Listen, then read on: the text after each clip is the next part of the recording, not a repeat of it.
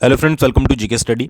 तो भाई दीपक सानन कमेटी ने अपनी फाइनल रिपोर्ट जो है वो सबमिट कर दी है। हो सकता है कि आप में से बहुत सारे लोगों ने इसके बारे में पढ़ लिया हो, बट जिन्होंने नहीं पढ़ा है तो मैं आपको बता देता हूँ। तो इसमें सबसे बड़ा आपको पता ही है, ये तो मैंने पहले ही बता दिया है कि कॉमन एलिजिबिलिटी टेस्ट जो है वो हिमाचल प्रदेश में होगा। बट इससे रिलेटेड भी कुछ यहाँ पर दुविधाएं थी कि पता नहीं था कि कब होगा, कितने टाइम के लिए वैलिड होगा। तो उसके रिगार्डिंग कुछ इंपॉर्टेंट न्यूज़ आई है कि एक तो सबसे पहले हर साल जो है वो आपका कॉमन एलिजिबिलिटी टेस्ट जो है यहाँ पर कंडक्ट करवाया जाएगा। ठीक है, ये फाइनल रिपोर्ट में बोला गया है। और अगर इसकी वैलिडिटी की बात करें कि भाई आपने क्लियर कर लिया तो 3 साल के लिए लगभग जो है वो इसकी वैलिडिटी होगी। यानी कि सीईटी निकला, ठीक है, साल में आपने उसको क्रैक किया और उसके बाद 3 साल तक आपको जो है वो सीईटी देने की ज़रूरत जो है वो यहाँ पर नहीं पड़ेगी। ठीक है, तो ये चीज़ें आपको यहाँ पर याद रखनी पड़ेंगी। और जो आपका ग्रेजुएशन होगा और उसके साथ साथ जो +2 होगा उसके लिए जो है वो अलग अलग एग्ज़ाम आपके कंडक्ट करवाए जाएंगे। ये चीज़ें मैंने आपको पहले भी बता दी है।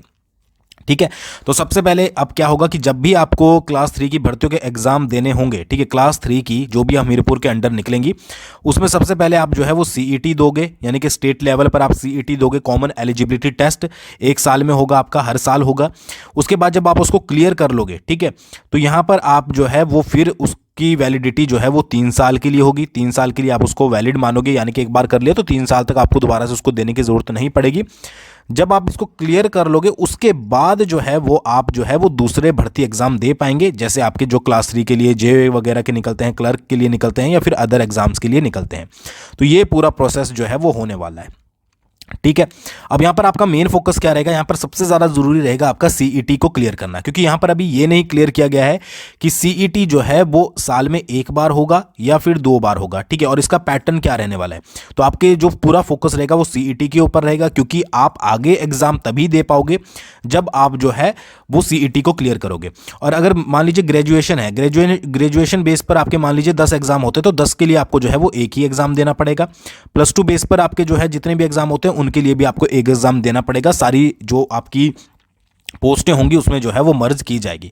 ठीक है, तो ये सारी चीज़ें अभी जब रिपोर्ट बिल्कुल डिटेल में आ जाएगी, ऑफिशियल आपका डॉक्यूमेंट जो है वो गवर्नमेंट की तरफ से निकाला जाएगा, तो उसमें सारी चीज़ें जो है वो बताई जाएंगी। ठीक है, और उसमें कुछ चेंजेस भी हो सकते हैं। क्योंकि देखिए ये जो है वो सिफारिशें दी गई है। ठीक है, वैसे मैक्सिमम चीज़ें यही वो की जाएगी, बट गवर्नमेंट इसमें अपने तरीके से भी जो है वो कुछ चेंजेस कर सकती है। ठीक है जी।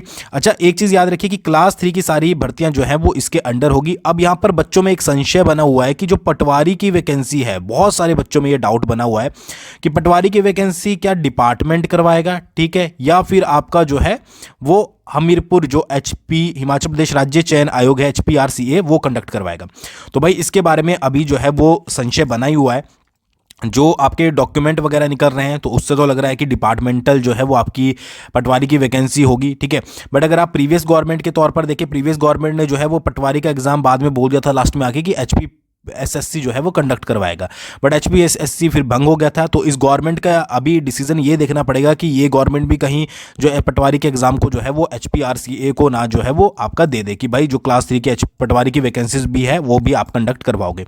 तो उससे होगा क्या, फिर आपको जो है वो पहले सीईटी क्लियर करना पड़ेगा। बट इसके बारे में, पटवारी के बारे में थोड़ी जानकारी हम और ज़्यादा एकत्रित करेंगे, कॉल वगैरह जो भी हमारे पास ऑफिशियल लगेगी कि कहाँ से जो है वो इन्फॉर्मेशन निकाली जाए, उसके बारे बाद जो है वो आपको पूरी क्लियर जो है वो बताई जाएगी। तो बहुत सारे बच्चे ये भी पूछते थे पटवारी का बैच, तो इसलिए थोड़ा सा डिले चल रहा है, क्योंकि अभी जो है वो थोड़ा ये क्लियर हो जाए कि कौन जो है वो एग्ज़ाम करवाने वाला है। वैसे अभी तक जो है वो डिपार्टमेंट के ऊपर पूरी नज़रें बैठी हुई हैं कि डिपार्टमेंट करवाएगा, बट फिर जो है वो अगर HPRCA करवाता है, क्योंकि SI की वैकेंसी ये करवाता है, TGT की वैकेंसी ये करवाता है, मैक्सिमम क्लास 3 की वैकेंसीज यही कराता है।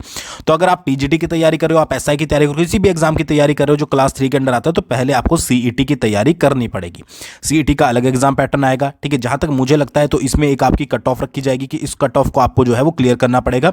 जनरल के लिए अलग, SC के लिए अलग, OBC के लिए अलग। तो आप जो है वो क्वालिफाई माने जाओगे, 3 साल के लिए वैलिड होगा। उसके बाद जो है वो आप फर्दर एग्जाम जो है वो दे पाओगे। ठीक है, तो सारी पोस्टों के लिए आपको अलग अलग एग्जाम देने की जरूरत नहीं पड़ेगी। आपको एक एग्जाम देना पड़ेगा ग्रेजुएशन के लिए, एक एग्जाम देना पड़ेगा आपको +2 के लिए। ठीक है, बाकी जैसे ही डॉक्यूमेंट आएगा ऑफिशियल, आपको अच्छे से जो है वो पता लग जाएगा। ठीक है, अब सारा कुछ देखिए, दीपक सानन कमेटी ने अपनी रिपोर्ट सबमिट कर दी है। ठीक है, कॉमन एलिजिबिलिटी टेस्ट होगा, ग्रेजुएशन +2 के अलग अलग एग्जाम होंगे, 3 साल की वैलिडिटी होगी। अब जो है वो सारा डिपेंड करता है गवर्नमेंट के ऊपर कि गवर्नमेंट जो है वो कितनी जल्दी इसके ऊपर डिसीजन लेती है। ठीक है, वैसे तो हिमाचल प्रदेश में कांग्रेस के 1 साल का जश्न मनाने की तैयारी चल रही है। ठीक है, तो डिसीजन अगर उससे पहले आ जाए तो बहुत ज़्यादा बढ़िया है, स्टूडेंट्स के फेवर में। एक्चुअली क्या होता है ना कि बच्चों को क्लियर हो जाता है कि क्या हमने आगे करना है, किस तरीके से करना है। अब सीईटी बोल दिया, पर ये नहीं पता है सीईटी का पैटर्न क्या होगा, किस तरीके से होगा। ठीक है, पटवारी का जैसे पेंडिंग में पड़ा है कि पटवारी निकलेगा डिपार्टमेंट की तरफ से, क्योंकि अलग अलग जगह पर अलग अलग इन्फॉर्मेशन है, डिपार्टमेंट की तरफ से निकलेगा या फिर आपकी जो है वो HPRCE इसको कंडक्ट करवाएगा। तो इसके ऊपर भी बच्चों का संशय बना हुआ है। ठीक है, पढ़ना तो आपको चलो सेम ही है, बट अगर ये पता लग जाए कि पहले सीईटी की तैयारी करनी है तो बच्चे जो है वो सीईटी की तैयारी करेंगे। ठीक है, और कब तक जो है वो आपका सीईटी होगा उसके बारे में भी थोड़ी जानकारी आ जाए तो ज़्यादा बेनिफिशियल रहेगा। बट अगर इसमें भी अब गवर्नमेंट टाइम लगाती है तो यार ये चीज़ें जो है वो अच्छी जो है वो नहीं होगी।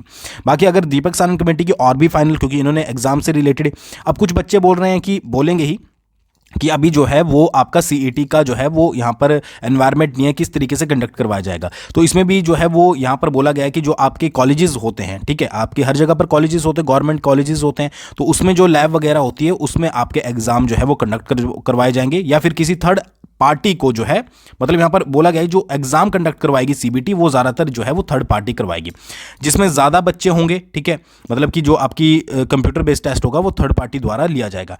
और अगर ज़्यादा होते हैं, ठीक है, बच्चे, तो उसमें जो है वो शिफ्टों वाइज, आपने देखा होगा SSC वगैरह में आपके शिफ्ट वाइज पेपर होते हैं, तो उस चीज़ में कंडक्ट करवाया जाएगा। ठीक है, अब जिनको आदत नहीं है कंप्यूटर बेस्ड की, उनके लिए प्रैक्टिस टेस्ट भी जो है वो निकाले जाएंगे, मतलब ऑफिशियल वेबसाइट पे ही, जो आपकी HPRCA की ऑफिशियल वेबसाइट होगी उस पे जो है वो प्रैक्टिस टेस्ट निकाले जाएंगे कि इस तरीके से आपको जो है वो एग्जाम में टेस्ट आएंगे। ठीक है, तो वहाँ पर भी वो प्रैक्टिस कर सकते हैं।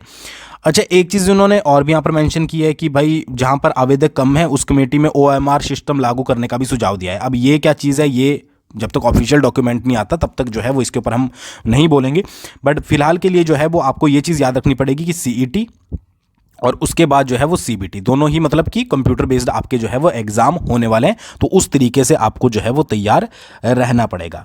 ठीक है जी, तो ये है। बाकी आप इस बारे में क्या सोचते हो कमेंट करके बताइएगा। बाकी मैक्सिमम चीज़ें मैंने आपको पहले बता दी है, तो इसलिए मैंने जो है वो ज़्यादा यहाँ पर जो है वो शेयर नहीं की है, बट मैंने आपको बता दी कि भाई CET जो है वो आपका 3 साल के लिए यहाँ पर वैलिड होगा, उस तरीके से आपको जो है वो तैयारी करनी पड़ेगी। बट अगर यहाँ पर ये होता कि CET एक ही बार साल में आता है तो भाई वो दिक्कत पड़ेगी, क्योंकि आपको एक बार में नहीं निकला तो आपका पूरा साल वेस्ट है।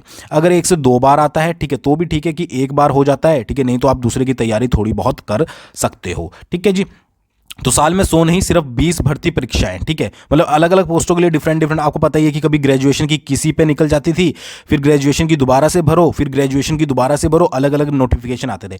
बट अब सभी को कंबाइन करके एक एग्जाम आपको देना पड़ेगा। उसी तरीके से +2 एग्जामिनेशन का, मतलब +2 करके आपको जो है +2 के जितने भी पेपर होंगे उसके लिए एक देना पड़ेगा। ठीक है, उसके साथ साथ यहाँ पर यह भी मैंशन किया गया है कि शैक्षणिक योग्यता से 10वीं को हटाकर +2 ही कर दिया जाए। जहाँ पर 10th लिया जाता है, ठीक है, वहाँ पर जो है वो +2 को ही किया जाए। अब ये सिफारिशें होती हैं, तो गवर्नमेंट को इसके ऊपर डिसीजन लेना है, और गवर्नमेंट क्या डिसीजन लेती है, क्या क्या माइनर चेंजेस करती है या फिर कुछ मेजर चेंजेस करती है, वो आपको आने वाले समय में ही पता लगेगा, अगर टाइमली रहते गवर्नमेंट जो है वो इसके बारे में डिसाइड कर ले।